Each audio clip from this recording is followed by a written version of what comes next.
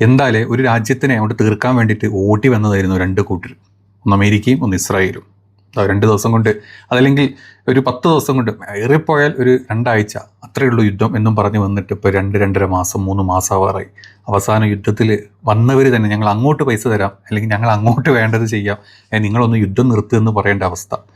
നമ്മളിന്ന് എന്താ പറയുക, MOU സൈൻ ചെയ്തതും ഒക്കെ നമ്മൾ കണ്ടു, എല്ലാം കറക്റ്റായിരുന്നു. അതിൻ്റെ ഇടയ്ക്ക് ന്യൂസ് വന്നു, അതാ $300 ബില്യൺ ഇറാന് കൊടുക്കാൻ പോവുകയാണ് അമേരിക്ക എന്നും പറഞ്ഞിട്ട്. പക്ഷെ അത് ട്രംപ് തള്ളിയിട്ടുണ്ട്. ഞാൻ കൊടുക്കാൻ പോകുക എന്നല്ല ഉദ്ദേശിച്ച്, ഞാൻ അവിടെ 300 ബില്യൻ്റെ ഇൻവെസ്റ്റ്മെൻറ്റാണ് നടത്താൻ പോകുന്നത്. ഞാനല്ല, ചില കമ്പനികളും ചില അറബിക് GCC രാജ്യങ്ങളുമാണ് ഇറാനിൽ ഇൻവെസ്റ്റ് ചെയ്യാൻ പോകുന്നത്. എന്തോ ആവട്ടെ, അതൊക്കെ ചെയ്യട്ടെ. എന്താണെങ്കിലും ഇറാന് കിട്ടാനുള്ളതെല്ലാം കിട്ടിക്കൊണ്ടിരിക്കുകയാണ്. പിന്നെ ഇറാൻ്റെ തടഞ്ഞു വെച്ച ഫണ്ടുകൾ എല്ലാ സ്ഥലത്തുനിന്ന് റിലീസ് ചെയ്ത് കിട്ടും, മറ്റ് ഫണ്ടുകളൊക്കെ കിട്ടാനുള്ളത് കിട്ടും എന്നൊക്കെ പറയുന്നുണ്ട്. അതിൻ്റെ ഇടയിൽ ഏറ്റവും ലേറ്റസ്റ്റ് ആയിട്ട് ഇപ്പം വന്ന കാര്യം, US സെൻട്രൽ കമാൻഡ് അവരുടെ ഇത് പുറത്തോട്ട് വിട്ടിട്ടുണ്ട്. അതായത് US സെൻട്രൽ കമാൻഡിൻ്റെ ഔദ്യോഗികമായിട്ടുള്ള പ്രസ്താവനയാണ്, ഇറാൻ്റെ മേലുള്ള കംപ്ലീറ്റ് തുറമുഖ ഉപരോധം നീക്കം ചെയ്യപ്പെട്ടു. അത് ഒഫീഷ്യലി അനൗൺസ് ചെയ്തിരിക്കുകയാണ്. അതായത് US പ്രസിഡന്റിൻ്റെ നിർദ്ദേശപ്രകാരമാണ് ഇറാനിയൻ തുറമുഖങ്ങളിലേക്ക് തീരപ്രദേശങ്ങളിലേക്കുമുള്ള എല്ലാത്തരം സമുദ്ര ഗതാഗതങ്ങൾക്കും മേൽ ഏർപ്പെടുത്തിയിട്ടുള്ള ഉപരോധം പൂർണ്ണമായിട്ടും US സൈന്യം നീക്കം ചെയ്തു.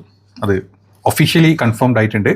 അറേബ്യൻ ഉൾക്കടലിലും അതുപോലെ തന്നെ ഒമാൻ ഉൾക്കടലിലും ഇറാനിയൻ തുറമുഖങ്ങളിലേക്കോ അവിടെ നിന്നുള്ള മറ്റ് കപ്പലുകളുടെ സഞ്ചാരത്തെയോ അമേരിക്കൻ സൈന്യം ഇനി തടസ്സപ്പെടുത്തില്ല. ഉപരോധം നടപ്പിലാക്കാനുള്ള എല്ലാ US സൈനിക ശ്രമങ്ങളും അവസാനിപ്പിച്ചു. നിങ്ങൾക്കറിയാം, ഇത്രയും വർഷങ്ങൾക്കിടയിൽ ഈ ഇറാൻ്റെ തുറമുഖങ്ങൾക്കൊക്കെ എതിരെ ഉപരോധങ്ങൾ ഉണ്ടായിരുന്നു. അതുപോലെ അവിടുത്തെ കപ്പലുകൾക്ക് ഉപരോധം ഉണ്ടായിരുന്നു. അവിടുത്തെ എണ്ണ അവർ ഏറ്റവും കൂടുതൽ വിറ്റിട്ടുണ്ടായിരുന്നത് എന്താ പറയുക, വിത്തൗട്ട് അപ്രൂവൽ, സാങ്ഷനുള്ള എണ്ണയും അല്ലെങ്കിൽ കപ്പലുകളും വിത്തൗട്ട് അപ്രൂവലായിട്ട്, അല്ലെങ്കിൽ നമുക്ക് ഈ എന്താ കരിഞ്ചന്തയിലാണ് ഇറാൻ വിറ്റുകൊണ്ടിരുന്നത്. അതായത് ഇപ്പോഴുള്ള മാർക്കറ്റിൻ്റെ വിലയേക്കാൾ എത്രയോ കുറഞ്ഞിട്ടുള്ള കരിഞ്ചന്തയിൽ അവിടെയും ഇവിടെയൊക്കെ ആയിരുന്നു ഇറാൻ വിറ്റുകൊണ്ടിരുന്നത്.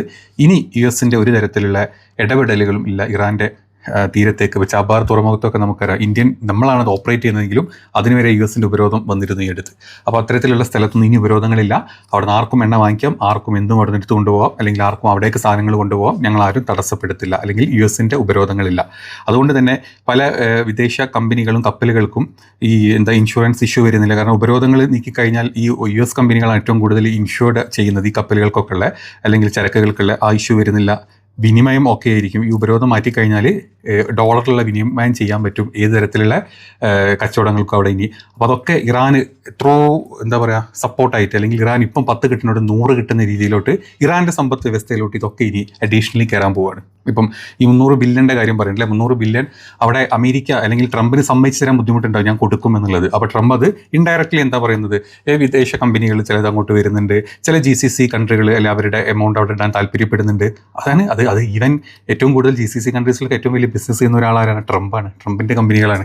ഏത് കമ്പനികളാണ് അപ്പോൾ അല്ലെങ്കിൽ US കൊടുത്തിട്ടില്ലെങ്കിലും ട്രംപ് സ്വന്തം കമ്പനിക്കെങ്കിലും അവിടെ കൊണ്ട് സാധനം ഇട്ട് കഴിഞ്ഞാൽ അതായത് ഇറാൻ ഇനി വളരാൻ പോവുകയാണ്. ഇപ്പോൾ ഇറാനെ നമ്മൾ ഇങ്ങനെ അടിച്ച് വെച്ചിരിക്കുകയായിരുന്നു, എല്ലാം കൊണ്ട് ഇറാൻ അടിച്ച് ഇങ്ങനെ അമർത്തി വെച്ചിരിക്കുകയായിരുന്നു 30-35 വർഷമായിട്ട്. ഇനി അതൊക്കെ മാറിയിട്ട് ഇറാൻ സാമ്പത്തികമായിട്ട് വളർച്ചയിലോട്ട് വരാൻ പോവുകയാണ്. അത് ഏറ്റവും കൂടുതൽ എണ്ണ വിറ്റിട്ട് തന്നെ ലോകത്ത് തന്നെ 2ാമത് ഏറ്റവും കൂടുതൽ എണ്ണ ഉണ്ടാക്കുന്ന കമ്പനിയാണ്, അല്ല ഒരു രാജ്യമാണ് ഇറാൻ. അപ്പോൾ അവിടുത്തെ എണ്ണകൾക്ക് ഒരു തരത്തിലുള്ള ഉപരോധങ്ങളും ഇല്ലെങ്കിൽ ഇറാൻ ഇനി ഭയങ്കരമായിട്ട് ഫിനാൻഷ്യലി കൂടാൻ പോകുന്നത്, GDP കൂടാൻ പോകുന്നത്. പിന്നെ അവിടെയുള്ള അവർക്ക് ഏറ്റവും ബെസ്റ്റ് അഗ്രികൾച്ചർ ചെയ്യുന്ന ഒരു രാജ്യമാണ് ഇറാൻ. ഏറ്റവും നല്ല രീതിയിൽ ടെക്നോളജി, അതായത് ഒരു സപ്പോർട്ടും ഇല്ലാണ്ട് ഇത്രയും കമ്പനികളുടെ ഉപരോധങ്ങൾ ഉണ്ടായിട്ട് പോലും ഇത്രയും വലിയ മിസൈലുകൾ അവിടെ ഉണ്ടാക്കിയെടുത്തിട്ടുണ്ടെങ്കിൽ അവർക്ക് ഇനി മറ്റ് രാജ്യങ്ങളുമായിട്ടുള്ള പുതിയ ടൈപ്പുകൾ വന്നു കഴിഞ്ഞാൽ അവർ ഏറ്റവും ബെസ്റ്റ് ആയുധ ടെക്നോളജിനെ അവർ ഉണ്ടാക്കിയെടുക്കും. ഏറ്റവും കൂടുതൽ ഡോക്ടേഴ്സ് ഉള്ള സ്ഥലമാണ്, ഏറ്റവും കൂടുതൽ ഡോക്ടേഴ്സ്. നമ്മൾ ആലോചിക്കണം, സയൻസിൽ ഏറ്റവും കൂടുതൽ ആളുകൾ അല്ലെങ്കിൽ സ്റ്റുഡൻസ് ഫ്യൂച്ചർ കാണുന്ന ഒരു സ്ഥലമാണ് ഇറാൻ. അപ്പോൾ അവരുടെ ഉപരോധം മാറിക്കഴിഞ്ഞാൽ അവർ അതിൽ ഡെവലപ്ഡ് ആയിരിക്കും. അങ്ങനെ കലാപരമായിട്ട് എല്ലാം കൂടി ഇറാനിയൻ മൂവീസ് ആയിരുന്നു ഇപ്പം നമ്മൾ പുറത്തോട്ട് വല്ലാണ്ട് കാണും, ഇറാനിയൻ മൂവീസ് ആയിരുന്നു ഭയങ്കരമായിട്ട് ഹൈപ്പുള്ള മൂവീസ് ഇറാനിയൻ. പല അവാർഡുകൾക്കും പലതരത്തിലും കലാപരമായിട്ടും ഇറാൻ എന്ന് പറഞ്ഞു കഴിഞ്ഞാൽ ഒരു സമ്പന്ന രാജ്യം തന്നെ ആയിരുന്നു. ഈ അമേരിക്കൻ ഉപരോധങ്ങൾ ഉള്ളത് കൊണ്ടാണ് ഇത്രയും കാലം ഇറാൻ ഇങ്ങനെ എവിടെയല്ലാണ്ടിരുന്നത്. അപ്പോൾ ഇനി ഇതൊക്കെ റിലീസ് ചെയ്ത് കിട്ടുക എന്ന് പറഞ്ഞു കഴിഞ്ഞാൽ കിട്ടട്ടെ. നമ്മൾ അതിൻ്റെ ഒരു സ്റ്റാർട്ടിങ് MOU മാത്രമേ സൈൻ ആയിട്ടുള്ളൂ. ഇനി ഫൈനൽ MOU എന്ന് പറഞ്ഞു കഴിഞ്ഞാൽ അവിടുത്തെ കാര്യമായിട്ട് അതിൻ്റെ എൻറിച്ച്മെൻറ്റിൻ്റെ കാര്യങ്ങൾ, അത് യുറേനിയം എൻറിച്ച്മെൻറ്റിൻ്റെ കാര്യങ്ങളും പിന്നെ ഇറാൻ്റെ ഈ എന്താ പറയുക മിസൈൽ പദ്ധതികൾക്കുമാണ് കാര്യമായിട്ടുള്ള ഇതിൻ്റെ ഫൈനൽ 2 പോയിന്റ്സ് വരുന്നത്, ഈ 14 പോയിന്റുകൾ. അതിൽ ഓൾറെഡി ഇന്ന് JD വാൻസ് എന്ന് പറഞ്ഞിട്ടുണ്ട് ഈ മിസൈൽ ഉൽപ്പാദനത്തിനെ പറ്റി JD വാൻസ് പറഞ്ഞത് അത് ഇറാൻ്റെ താല്പര്യമാണ്, അല്ലെങ്കിൽ ഇറാൻ ചെയ്യുന്ന കാര്യമാണ്. അതിൽ ഒരുപാടൊന്നും അമേരിക്കക്കോ അല്ലെങ്കിൽ മറ്റ് രാജ്യങ്ങൾക്കോ തലയിടാൻ പറ്റില്ല എന്ന് പച്ചക്ക് തന്നെ പറഞ്ഞിട്ടുണ്ട്. അതായത് JD വാൻസ് ഇങ്ങനെ പറഞ്ഞിട്ടുള്ളത്, Iran's ballistic missile program say that Iran has the right to defend. അതായത് അതിനെ എതിർക്കാൻ നമ്മൾ ആരെങ്കിലും പോയി കഴിഞ്ഞാൽ ഇറാൻ അത് ഡിഫെൻഡ് ചെയ്യാനുള്ള റൈറ്റ് ഉണ്ട്. കാരണം അത് അവരുടെ ഓൺ ടെക്നോളജിയാണ്, അവരായിട്ട് ഉള്ളിൽ ഉണ്ടാക്കുന്നതാണ്. അത് ഇസ്രായേൽ പറഞ്ഞത് കേട്ടിട്ടോ അല്ലെങ്കിൽ മറ്റ് രാജ്യങ്ങൾ പറഞ്ഞത് കേട്ടിട്ടോ ഞങ്ങൾക്ക് അതിൽ പിടിക്കാൻ പറ്റാത്ത ഇറാൻ്റെ താല്പര്യമാണെന്നാണ് പറഞ്ഞത്. പിന്നെ ഓൾറെഡി യുറേനിയം എൻറിച്ച്മെൻറ്റ് ഇറാൻ തന്നെ പറഞ്ഞിട്ടുണ്ട്, ഞങ്ങൾ വെപ്പൺസ് ഒന്നും ഉണ്ടാക്കാൻ ഞങ്ങൾ പോകുന്നില്ല, ഞങ്ങൾ അത് സമ്പുഷ്ടീകരിച്ചിട്ട് അതിനെ ഡൈല്യൂട്ട് ചെയ്തിട്ട് ഞങ്ങൾ ഊർജ്ജ ആവശ്യങ്ങൾക്ക് ഉപയോഗിക്കുന്നുള്ളൂ ഇറാൻ തന്നെ പറഞ്ഞിട്ടുണ്ട്. അപ്പം ആ കാര്യങ്ങളൊക്കെ ക്ലിയർ ആവും എന്നാണ് വിചാരിക്കുന്നത്. അൺലെസ് ഈ ഇസ്രായേൽ അങ്ങോട്ട് ഇല്ലാത്ത രീതിയിൽ ഏതെങ്കിലും ഒരു അറ്റാക്ക് ഇനി ചെയ്യുകയാണെങ്കിൽ മാത്രമേ ഇറാൻ തിരിച്ചടിക്കുകയുള്ളൂ, അല്ല ഇറാനായിട്ട് അടിക്കാൻ അങ്ങോട്ട് പോകാറില്ല.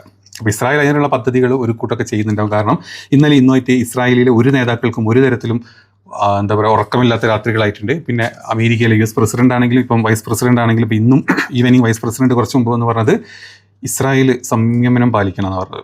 അതായത് നിങ്ങൾ കാണിക്കണം, അല്ലെങ്കിൽ നിങ്ങൾ ഇത്രയും 2-3 മാസം നമ്മൾ യുദ്ധം ചെയ്തിട്ടുണ്ടെങ്കിൽ അതിൽ 3-2 വെപ്പൺസും അമേരിക്കൻ വെപ്പൺസാണ്. അമേരിക്കയുടെ സൈന്യമാണ് നിങ്ങളെ സപ്പോർട്ട് ചെയ്തത്. ഒരു കാര്യമില്ലാണ്ട് ഞങ്ങളുടെ സൈന്യത്തിന് ഞങ്ങളുടെ പണം എടുത്തിട്ടുള്ള വെപ്പൺസും ഞങ്ങളുടെ നികുതി അല്ലെങ്കിൽ ഞങ്ങളുടെ അമേരിക്കൻസിൻ്റെ നികുതി വെച്ചിട്ടുള്ള സാധനങ്ങൾ നിങ്ങൾക്ക് തന്നിട്ട് ഞങ്ങൾ യുദ്ധത്തിനും പിടിച്ചത്, അല്ലെങ്കിൽ നിങ്ങൾ എപ്പോഴേ കത്തിച്ചാമ്പലായി പോയത് എന്ന് പച്ചക്ക് ഇന്ന് JD വാൻസ് എന്ന് പറയേണ്ടതായിട്ടുണ്ട്. അതുകൊണ്ട് അതൊരു വല്ലാത്തൊരു ക്രിറ്റിസൈസ് ആയിരുന്നു നെതന്യാഹുവിനെതിരെ. അതുപോലെ തന്നെ ബെയ്റൂട്ടിൽ നിങ്ങളിട്ട ബോംബ് അല്ലെങ്കിൽ ബെയ്റൂട്ടിൻ്റെ നിങ്ങൾ ചെയ്ത അറ്റാക്ക് അത് നിങ്ങൾ ചെയ്ത ഏറ്റവും വലിയ മണ്ടത്തരമാണെന്നും അല്ലെങ്കിൽ ഏറ്റവും ചെയ്യാൻ പാടില്ലാത്തൊരു കാര്യമായിരുന്നു എന്നാണ് JD വാൻസ് ഇപ്പം കുറച്ച് മുമ്പായിട്ട് സംസാരിച്ചിട്ടുള്ളത്. അപ്പം ഒരു കാര്യം വളരെ ക്ലിയർ ആണ്, അമേരിക്ക ഏറെക്കുറെ ഉള്ളിൽ ഇൻറ്റേർണൽ ചില കളികളൊക്കെ നടക്കുമായിരിക്കും, എങ്കിലും ഏറെക്കുറെ ഇപ്പം യുദ്ധത്തിൽ നിന്ന് മാറി അല്ലെങ്കിൽ കംപ്ലീറ്റ്ലി മാറി ഇറാൻ്റെ വഴിക്ക് വിടട്ടെ, ഇസ്രായേലിനെ കൂട്ടുപിടിച്ച് കഴിഞ്ഞാൽ ഞങ്ങൾ ലോകത്തിൽ ഒറ്റപ്പെടും, ഇസ്രായേൽ ഏത് രീതിയിലാണ് ലോകത്ത് ഒറ്റപ്പെട്ടിരിക്കുന്നത് അതേ രീതിയിൽ ഞങ്ങൾ ഒറ്റപ്പെടും എന്നുള്ളൊരു ഒരു മനസ്സിൽ അണ്ടർസ്റ്റാൻഡിങ് അമേരിക്കയും കുറേ വന്നതായിട്ടാണ് നമുക്ക് ഫീൽ ചെയ്യുന്നത്. ഇനി നമ്മൾ പറഞ്ഞാൽ വെയിറ്റ് ചെയ്യാം, ഇസ്രായേൽ ഏതെങ്കിലും രീതിയിലൊരു ആക്രമണം ഉണ്ടാക്കുമോ, അതിൽ യുദ്ധം ഏത് രീതിയിലോട്ട് മാറുമോ, അല്ലെങ്കിൽ ഇനിയിപ്പം ഈ MOU ഒക്കെ താറുമാറാവോ എന്നുള്ളതൊക്കെ നമുക്ക് നോക്കാം. ഇതാണ് ഇപ്പം നടന്നിട്ടുള്ളത്. ഏറ്റവും ലേറ്റസ്റ്റ് ആയിട്ട് പറയാനുള്ളത് ഈ ഒരു ഉപരോധം, ഈ സമുദ്ര എന്താ പറയുക ഈ തുറമുഖ ഉപരോധങ്ങൾ കംപ്ലീറ്റ്ലി അമേരിക്കൻ ബ്ലോക്കേഡുകൾ കംപ്ലീറ്റ് റിലീസ് ചെയ്തു എന്നുള്ള വാർത്ത ഏറ്റവും ലേറ്റസ്റ്റ് ആയിട്ട് വന്നത്. ഇനി മറ്റൊന്ന് പറയാനുള്ളത്, ഇറാനിയൻ മുസ്തഫ അലി കാംനി, അതായത് ഇറാനിയൻ സുപ്രീം ലീഡർ ഇപ്പം വിത്തിൻ 1 or 2 hours ഇറാൻ ജനതക്കും അല്ലെങ്കിൽ MOUയുടെ കാര്യത്തിനും വേണ്ടിയിട്ട് ജനങ്ങളുമായിട്ട് ഒരു കമ്മ്യൂണിക്കേഷൻ ഉണ്ടാകുമെന്ന് പറയുന്നുണ്ട്. കാരണം വലിയ സെക്യൂരിറ്റി ത്രെട്ടും കാര്യങ്ങളുള്ള സമയത്ത്, കാരണം സ്വന്തം പിതാവും അല്ലെങ്കിൽ സ്വന്തം മാതാവും കൂടെ സഹോദരിയുടെ മക്കൾ അവരുടെ ഹസ്ബൻഡ് അല്ലെ കൂടെ ഈ മുസ്തഫ അലി കാമി ഒരുമിച്ചായിരുന്നു ഇവർക്ക് നേരെയുള്ള ആക്രമണം, ആദ്യത്തെ ആക്രമണം ഉണ്ടായിട്ടുള്ളത്. അതിൽ പുള്ളി മാത്രമാണ് അന്ന് രക്ഷപ്പെട്ടിട്ടുള്ളത്. വലിയ പരിക്കുകൾ ഉണ്ടായിരുന്നു എന്ന് പറയുന്നു, റഷ്യയാണ് സപ്പോർട്ട് ചെയ്തതെന്ന് പറയുന്നു. എന്താണെങ്കിലും അതിൻ്റെ ഇടയിൽ 1-2 പ്രാവശ്യം പുള്ളി മെസ്സേജുകളായിട്ട് പുറത്തോട്ട് വന്നിരുന്നു. പുള്ളി നേരിട്ട് ഇറാനിയൻ ജനതനെ അഭിസംബോധന ചെയ്യാൻ വരുന്നുണ്ട് എന്നുള്ള ന്യൂസുകൾ ഇപ്പം ഇറാൻ മീഡിയകൾ പുറത്തോട്ട് വിടുന്നുണ്ട്. അപ്പം ഇതൊക്കെയാണ് ഇപ്പം ഏറ്റവും ലേറ്റസ്റ്റ് ആയിട്ട് ഈ ഒരു യുദ്ധത്തിൻ്റെ കാര്യങ്ങളായിട്ട് പറയാനുള്ളത്. അപ്പം പുതിയ വാർത്തകൾ വരുമ്പോൾ നമുക്ക് അടുത്തൊരു വീഡിയോ അപ്ഡേറ്റ് ചെയ്യാം.